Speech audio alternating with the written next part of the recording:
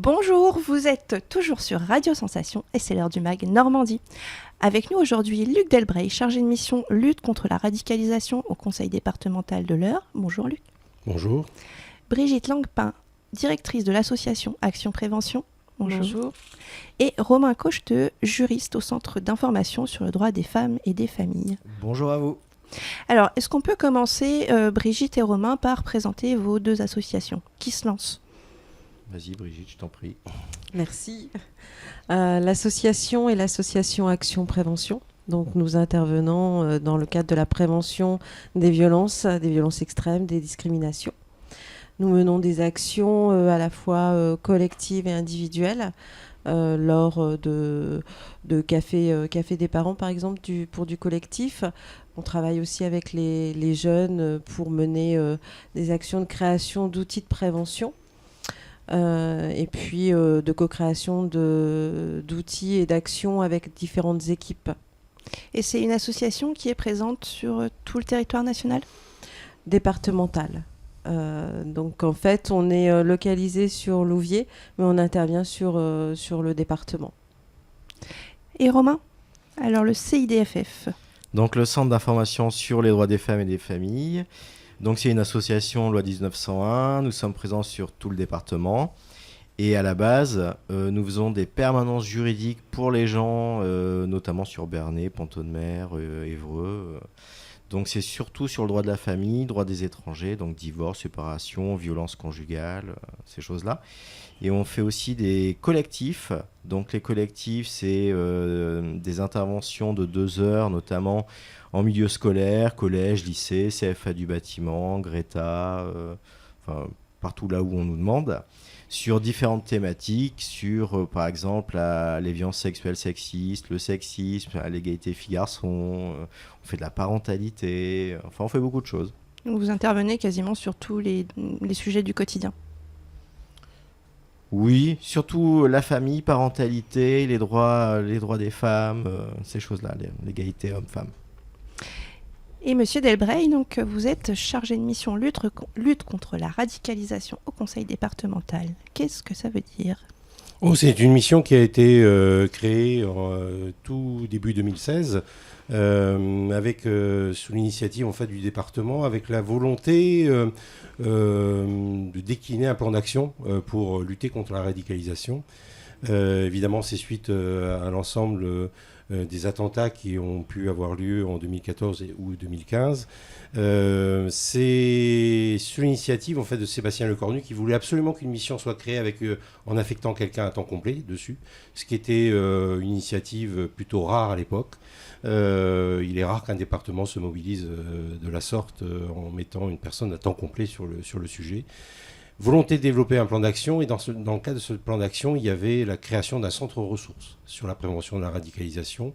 Alors, le centre ressources lui-même, c'est pas quelque chose de très innovant puisqu'il en existe à travers le monde et notamment on copie les Canadiens sur le sujet.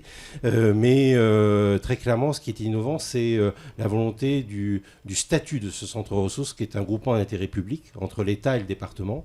C'est Sébastien Lecornu qui en est le président. Et avec la volonté, effectivement, de développer des actions en complémentarité de ce que développe l'État lui-même. Les 3 axes du centre ressources, et je vais arrêter là la présentation, c'est de la formation, c'est de l'évaluation et de l'accompagnement de personnes qui sont en situation éventuellement de radicalisation qui pourraient mener à la violence. Je dis bien qui pourraient mener à la violence. Et enfin, et ce qui nous fait venir peut-être ce matin, c'est effectivement la sensibilisation des collégiens et de leurs familles. Et là, avec la volonté de développer avec la caisse d'allocation familiale un plan d'action où des associations ont été choisies, celles qui sont aujourd'hui présentes. Alors, donc vous intervenez donc sur cette mission principalement auprès des collèges, puisque c'est une des compétences du département. Mais qu'est-ce qui a amené M. Lecornu, en tant que président du département, à vouloir se saisir de cette mission, puisque ça ne se fait pas sur les autres départements? Essentiellement parce que on a rapidement pris conscience de 2 choses. D'une part, la radicalisation, c'est un phénomène, certes sous une certaine forme aujourd'hui, qui est le plus médiatisé, mais il y a d'autres formes de radicalisation. Et nos sociétés, les sociétés européennes, dans le monde entier, la radicalisation va de plus en plus se développer. Cette radicalisation, elle va de plus en plus se développer parce que il y a une médiatisation très forte de la violence, de la radicalisation violente.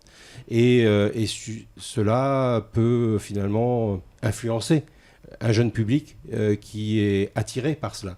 Et puis enfin, il y a un deuxième élément qui est important sur la radicalisation, c'est le fait que on confond de plus en plus auprès des jeunes, en tout cas, quand je dis jeunes, c'est 15-30 ans, auprès des jeunes, je dirais la vie, les réseaux sociaux et donc le virtuel du réel. Et cette confusion-là, en considérant que finalement dans le réel tout est faux et que dans le virtuel tout est vrai, fait que cette radicalisation s'installe tout doucement. Et puis enfin, le deuxième aspect autour du sujet, c'était la volonté, face à un réseau de radicalisation, il fallait mettre en place un réseau de vigilance. Et on était plutôt satisfait d'entendre le président de la République parler de ce réseau de vigilance. Et donc vous travaillez avec des partenaires, donc la CAF, l'EPID. Quels sont les autres partenaires ?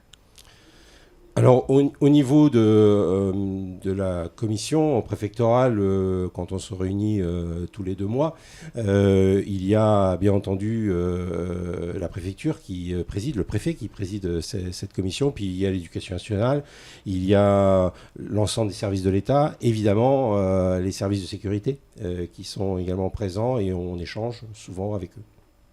Et donc, certaines associations vont intervenir. Comment est-ce qu'elles ont été sélectionnées ?